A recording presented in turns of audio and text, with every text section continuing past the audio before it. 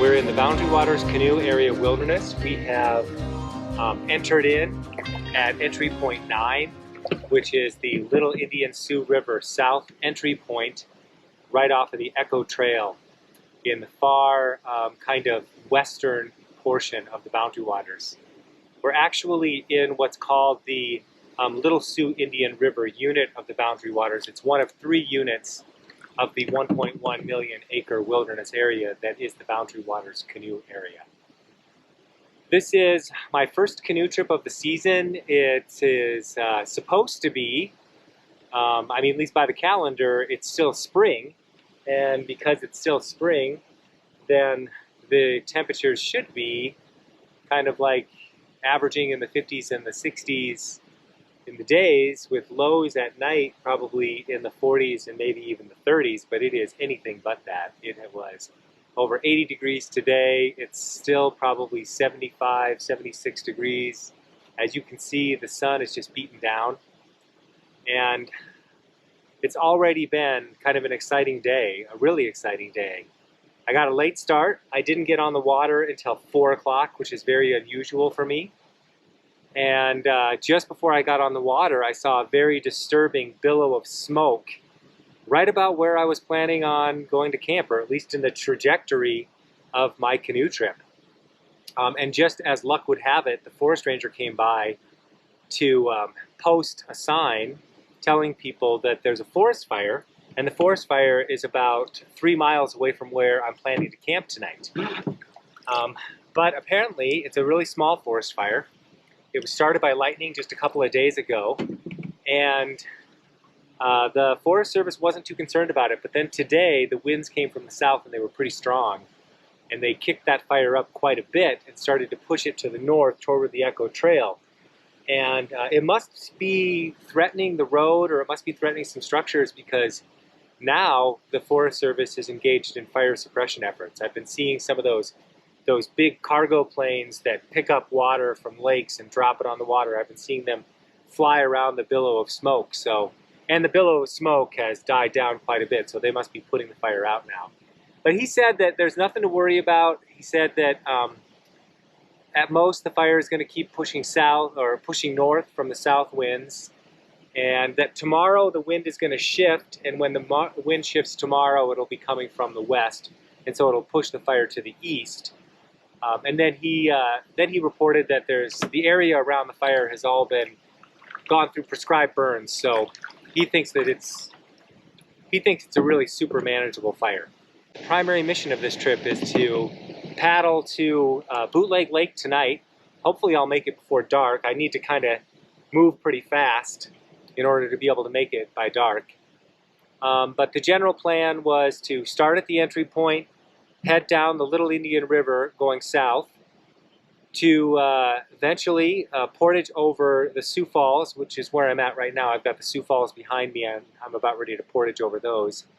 And then from there, the river splits off, and a river called the Little Pony River kind of goes southeast and then pours into, or probably pours out of, actually, it pours out of Bootleg Lake. And so I'll head up the Little Pony River, go over a few more portages, and then I'll stay at Bootleg Lake tonight.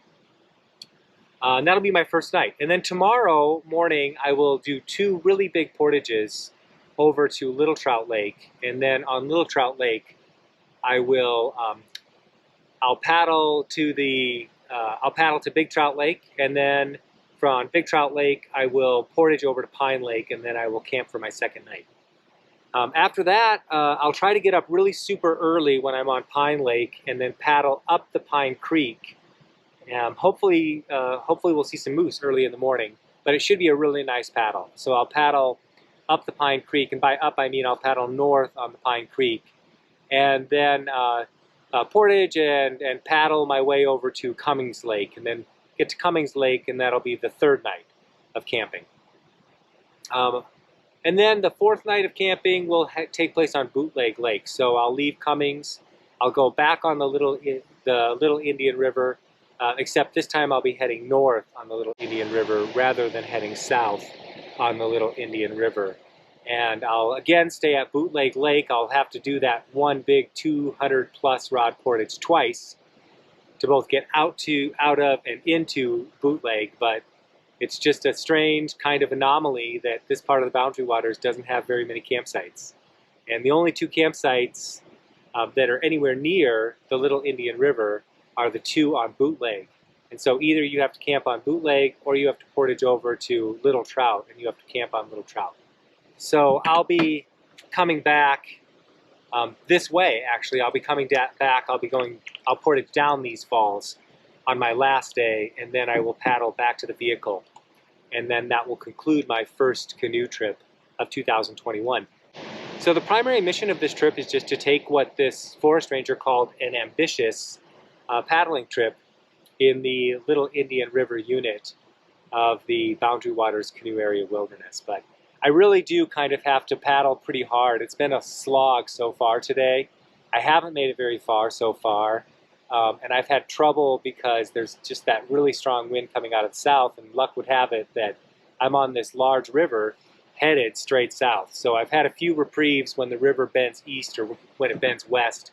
Right now it's east-west, so I've got a bit of a reprieve, and I'm able to talk to the camera without the wind drowning out my voice. But I'm going to go ahead, I'm going to do the portage now, and then hopefully I'll be able to check in with you again when I get to camp. This is Mission Wilderness, and this is the first paddling trip of 2021.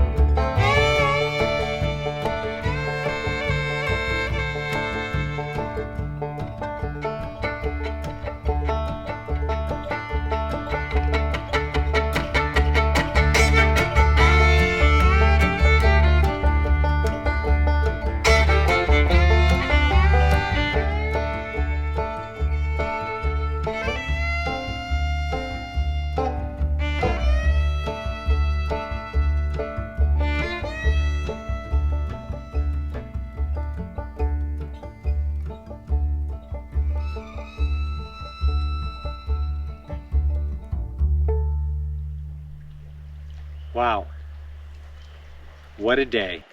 What a day it has been for Mission Wilderness. Incredible, just absolutely amazing. So, I mean, as I mentioned earlier, got off at entry point 9 and going south on the Little Indian Sioux River. 4 o'clock is when I finally got on the water. And the route to bootleg was a lot longer and a lot more arduous than I thought it was going to be. It was a very, very, very hard run. Very hard run.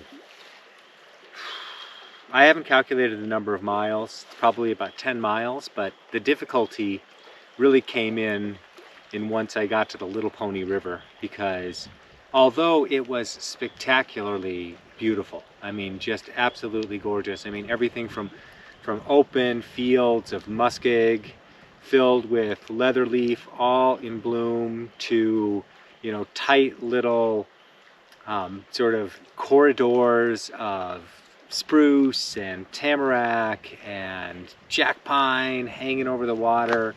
It was gorgeous, just beautiful. And to be able to paddle it late in the day with all of the changing of the sunlight and the setting of the sun and clouds turn pink, it was amazing. It was so gorgeous. But it was hard, and it was a little bit, honestly, if I'm going to be totally honest, it was a little frightening, because by the time I got to the last portage into bootleg, it was late. It wasn't quite dark yet, but it was just the last breath of light was there. And by the time I got onto bootleg itself, it was, you know, the moon was up and reflecting in the water, and the lake was just completely black. As far as I could tell, there wasn't anybody on bootleg, which I think is generally good news for me. I looked on the north shore of bootleg for a little while to try to find the campsite, but I had no image of it in my mind. I don't think I'd ever seen a picture of it. And I had seen a picture of this campsite, which is about, 2/3 of the way down the lake, kind of at the end of the Narrows. And the wind, unbelievably, the southern wind continues even into the evening, although it's very light, you know, more like just a really light variable breeze. But on the north side of the lake, it's kicking up okay. It's not great, you know, it's not huge, but you have to kind of pay attention to the water over there and not let it hit your broadside. So I wasn't comfortable searching the North Shore, trying to find that campsite. I didn't know what I was looking for, so it didn't seem like anybody was on the lake. I headed here, I got to the Narrows, and now I found this campsite, and it is bliss. I just cannot even express. I don't know if it's possible to understand the amount of relief I felt when I finally rolled up on this campsite. And it was hard, it was truly hard. By the time I got to the end of the Little Pony River, just before the second to last portage, it was a very challenging river. It was shallow, it was narrow, there were big boulders. At one point I had to get out of the canoe, I had to use the rope that I have tied to my bow, and I had to pull the canoe along for about maybe 50 or 70 feet, just because it was so shallow and so boulder strewn it wasn't possible to float it. So I lined up that part, and generally, you know, just pushed and pulled. And it's always hard when you're paddling in those narrow spaces, especially with a kayak paddle like I do when I'm trying to make speed. It's always a little bit hard because the paddle blade has to go way vertical because the channel is so narrow, and then, you know, you have to push at these really kind of uncomfortable angles, and then when it's up on these verticals, it pulls the water up, and if there's any mud there, it comes up on the blade and then slides down the blade onto the shaft, and then my pant legs always get wet when that happens. I don't know what I'm going to do when I come back. You know, in another 3 or 4 days-ish, I'll be back this way, and I'll be staying on Bootleg Lake, and I'll have to make the decision as to whether or not I'm going to run the Little Pony to get back up to entry point 9 where the car is, or if I'm going to just do that 200 rod portage twice from the Little Indian Sioux to Bootleg, and then go back again in the morning and then paddle the Little Indian Sioux up. I have to make that decision. I mean, today was a great day. It's so great. It was such a great day to be back in the Boundary Waters. Even with the late start, I'm just so grateful to be here again. I just heard my first loon call of the season in the backcountry. I saw big swans. Oh, if I would have had a little more time, I could have filmed them. I had the most incredible sighting of a bald eagle. It was not more than 50 feet away from me as it took off just before I got to the last portage on the Little Indian Sioux. I think I got some footage of that, but it's going to be really small. It might be grainy when I blow it up. We'll see. But just a wonderful day. Wonderful, wonderful day back into the Boundary Waters Canoe Area Wilderness. I just very grateful right now. I'm very grateful. My body feels good. I worked all day, worked hard, and got here. It's just all worth it. It's just all worth it. But it's late. I mean, I didn't get to the campsite. I didn't roll up on the campsite until after 10. And it's 10, oh, it's 11 o'clock now. But the tent is set up. Everything's put away. The canoe is tied up. Everything's ready to go. All I have to do is think about some supper. And given that it's 11 o'clock and I'm generally an early riser and I'll want to rise early tomorrow too, I might just finish my lunch for my supper and eat half the pepperoni that I brought for a Spanish rice dish. I brought too much pepperoni anyway. I couldn't buy it in a package small enough. So I might just eat half that pepperoni and then go ahead and also finish up my lunch for today and call that a night. I think that's a good idea. I think it's a good idea to call it a night and maybe try to be in bed within the next 20 minutes or so. Eat my food, brush my teeth, hit the hay, and see you tomorrow morning.